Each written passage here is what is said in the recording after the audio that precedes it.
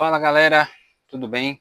Santos Brothers na área para estar gravando mais um pré-joguinho, um videozinho legal para vocês com um pré-jogo, com algumas notícias que pipocaram aí, né, recentemente nessa data FIFA. Não repara muito o ambiente que foi, tô em horário de almoço aqui, então consegui achar uma brechinha para estar fazendo essa gravação para vocês, né? Bom, então o Santos utilizou essa data FIFA aí para estar fazendo treinamento, né? Aproveitou bem essas semanas. Semana passada teve um treino aberto, onde os setoristas e jornalistas puderam aproveitar e ver um pouquinho do trabalho do Vojvoda, ver alguns jogadores que aproveitaram bem essa data FIFA, como o Robinho Júnior, outros que não se destacaram tanto, como o Arão, né? Mas aí foi feito todo um trabalho aí para esse jogo contra o Corinthians, né? Então, antes de estar me aprofundando um pouquinho mais sobre essa notícia, vou pedir para você curtir o vídeo, comenta, compartilha, deixa o sininho da notificação, dá aquela moral pra gente, a gente procura fazer o conteúdo da melhor forma possível. Tem coisas bacanas vindo por aí, como vocês puderam ver recentemente, nós lançamos o vídeo falando sobre o Sampaoli, né? Se o não dele acabou nos ajudando, sendo um reforço para o time do Santos. Então, dá aquela moralzinha pra gente, né? Bom, Santos e Corinthians, o jogo amanhã, provavelmente jogo da TV, né, da TV aberta, 9h30 da noite na Vila Belmiro, transmissão muito provavelmente da TV Globo e da GETV no YouTube, então quem não quiser estar acompanhando na TV aberta, tem a opção da GETV para você estar seguindo também. O Santos vai com 3 desfalques, né?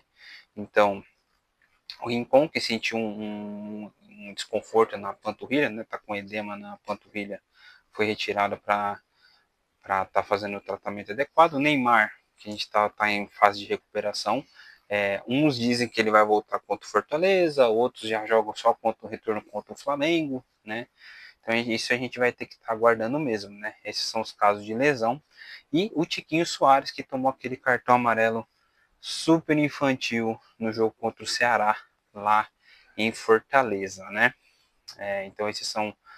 além do Alex Duarte, esquecendo, Alex Duarte que está servindo a seleção paraguaia, que está lá no Japão também, no Japão não, então na Coreia, né? Jogaram hoje contra a Coreia do Sul. Então ele também não vai conseguir voltar a tempo para estar participando do jogo, né? Porque o voo é longo e tudo mais. Bom, o Voivoda fez muitos testes durante essa data FIFA, ele aproveitou para estar testando algumas variações táticas. Um teste que chamou muita atenção de todo mundo é que ele fez o famigerado teste com 3 zagueiros, que um monte de gente tá pedindo, três zagueiros, será que ele vai jogar com 3 zagueiros? Ele fez o teste com Luan Pérez, Adonis e Zé Ivaldo. Sim, minha gente, Zé Ivaldo foi testado como zagueiro, então já é um sinal que ele hoje ele está à frente dos outros zagueiros do elenco, que é o João Basso e o Luizão. O Luizão, inclusive, que depois tem um detalhezinho para estar falando dele posteriormente, tá? Então ele fez esse teste, né, com 3 zagueiros. Não é certeza que ele vai entrar com essa formação de 3 zagueiros. Pode ser uma forma de tentar espelhar algumas coisas que o Dorival Júnior vem trabalhando no Corinthians, né? Que o Corinthians, às vezes, o Dorival trabalha com 3 zagueiros, então ele pode estar trabalhando com essa questão. Pode ser uma situação de jogo também, a gente não sabe, né? Às vezes chega um momento lá, ele quer dar, o time tá ganhando, ele quer dar uma segurada, coloca os 3 zagueiros para o time estar bem treinado, bem trabalhado, né? Então nós vamos ter que estar aguardando aí. Inicialmente não é a ideia inicial. O que estão dizendo é que a ideia inicial é que ele repita o time, a formação que vem jogando recentemente, né? E ele trabalhou com o time, você pode dizer que são 8 que já estão praticamente garantidos no time, e ele tem 3 dúvidas, tá? Então, o time que ele vem trabalhando é o Brazão, Mike na direita, Adonis, Luan Pérez Escobar, João Schmidt, o Zé Rafael. Inicialmente ele trabalhou com Barreal e Rolaser, e no ataque Lautaro Dias e Guilherme e Lautaro Dias, né? Aonde reside a dúvida dele? São 3, tá? No caso as 2 laterais e o terceiro homem de meio de campo. Então, ele está definindo como que ele vai entrar com esse time para jogar no Clássico, porque se ele quiser um time que tem um meio de campo mais solto, mais leve, mais de toque de bola, ele vai dar preferência pelos dois laterais mais de contenção, no caso o Mike e o Escobar, que não sobem tanto, ficam mais postados para estar fazendo o equilíbrio defensivo. Se ele optar por um meio de campo um pouco mais pegador, aí ele vai colocar os dois laterais avançados, no caso é o Souza e no caso é o Igor Vinícius, que tem o apoio mais forte. Então, assim, a definição das laterais vai estar muito condicionada à escolha desse jogador. Então, os candidatos são Barreal, são o Bom Tempo, que treinou muito bem, são o Vitor Hugo, que treinou muito bem também. Muitos dizem que nem parece que ele pegou e estava lesionado, né? Então, Barreal, Bom Tempo e Vitor Hugo. Correndo por fora tá o William Arão, mas o Arão é muito difícil que ele comece jogando, porque ele vem no tempo de inatividade muito grande, tá? Ele vem desse período de inatividade muito grande. O último jogo que ele foi titular foi lá na Grécia em maio, então faz um baita de um tempo. Pelo que ele vem mostrando, pelo que o pessoal vem acompanhando os treinamentos, não fez nada assim que chamasse atenção. Então, muito provavelmente, a vaga desse terceiro homem de meio de campo deve ficar entre Barreal, Bom Tempo ou Vitor Hugo. Então, ele está definindo qual é a opção de. Qual vai ser a melhor opção que ele vai estar definindo. Hoje à tarde, hoje às 4 da tarde, vai ter um outro treino no CT Repelé, que muito provavelmente aí ele vai fazer a definição do time, né? Da formação ideal, o que ele vai estar jogando. Geralmente, na véspera dos jogos, é que ele monta, ele faz o treino do time com a forma que vai estar jogando. E a escalação oficial só vamos ter na pré-hora do jogo, ali, mais ou menos uma hora antes do jogo, ele solta a escalação oficial. Então, a ver, né? Vamos ver o que ele vai estar montando. O que a gente espera é que o Santos faça um bom jogo. O Santos vai ter uma sequência aí de 4 jogos, sendo que desses 4, 3 são em casa. Então, eu estava até comentando com meu irmão em outra possibilidade, tem que fazer pelo menos 8 pontos. Né? Tem que estar conquistando essas vitórias em casa. Eu sei que é o clássico, eu sei que um dos jogos é o Botafogo no Rio, que é complicado, mas tem que pontuar. O Santos tem que pontuar, até porque a sequência seguinte é muito pior. Vão ser 2 jogos contra o Palmeiras, um no Allianz, um na Vila Belmiro e o jogo contra o Flamengo no Rio. Então vai ser uma sequência bem pesada que vai vir posteriormente. Então o Santos tem que aproveitar essa sequência favorável em casa e tentar alcançar o maior número possível para ver se respira nessa questão da degola. Falando dos treinamentos, nós tivemos aí a notícia do Robinho Júnior, que está sendo, dizem que a Inter de Milão tem interesse no futebol dele, né, no jogador. Aproveitou muito bem essa semana de treino, falou que o Voivoda gostou muito da dedicação, do empenho dele, né, nessa data FIFA, né. Amanhã a Inter de Milão vai estar enviando alguns representantes aqui para o Brasil para estar acompanhando o Robinho Júnior no clássico, né, caso ele entre. Vai ter uma equipe de scout que vai estar conversando com a comissão técnica do Santos e vai estar acompanhando o time depois, né, e o jogador durante o jogo. A ver, né, é uma joia nossa aí da Vila.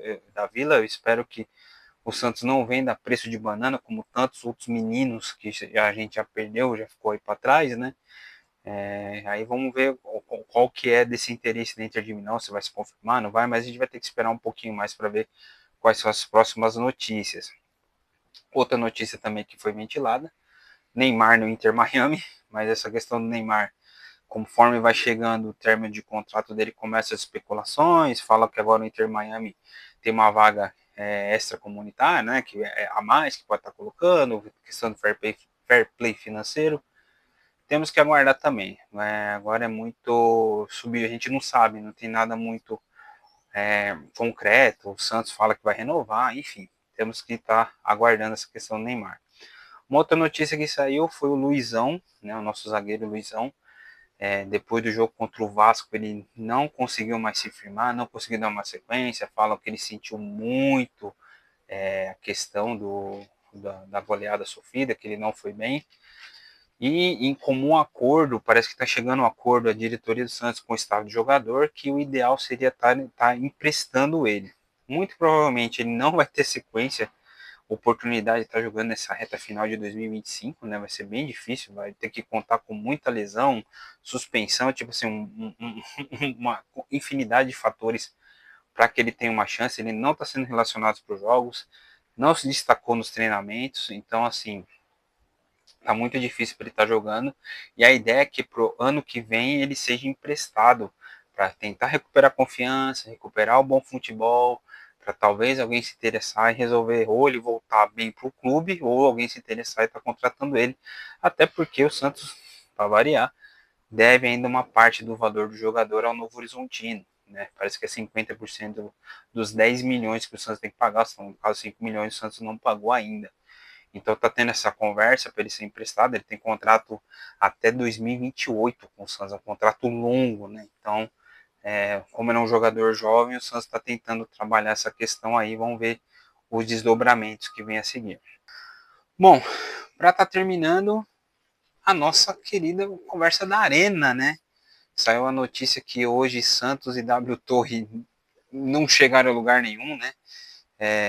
Para quem não lembra, para quem não sabe, dia 29 de setembro teve um evento na Vila Belmiro que o Marcelo Teixeira anunciou que no dia 12 ia ser feito o anúncio oficial no início de obra, de tudo, venda de camarote, tudo.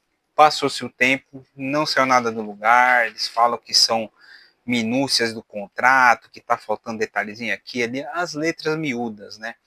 Então, tá tudo parado, nós não temos absolutamente nada de novidade, tá tudo como não tem nenhuma movimentação para venda de camarotes, nada, tá tudo devidamente estagnado, né? O, o projeto de serão 80 camarotes nos 4 andares que vai ter no estádio, 30 vagas de 30 não, perdão, 300 vagas de estacionamento. Então assim, aguardar, né? Tá nesse imbróglio mais uma vez. Então, se você tem vontade de estar conhecendo a Vila Belmiro, pode vir tranquilo, pode vir a pé, sem pressa, porque pelo jeito dali dificilmente vai sair alguma coisa tão cedo. A nova previsão para estar começando alguma coisa é o segundo semestre do ano que vem. Então, dá para conhecer a vila tranquilo, não caiu nenhum tijolinho, não mudou absolutamente nada, né? Então você pode vir conhecer a vila e a gente vai acompanhando mais uma vez os grandes enrolados desdobramentos dessa questão da W Torre, né?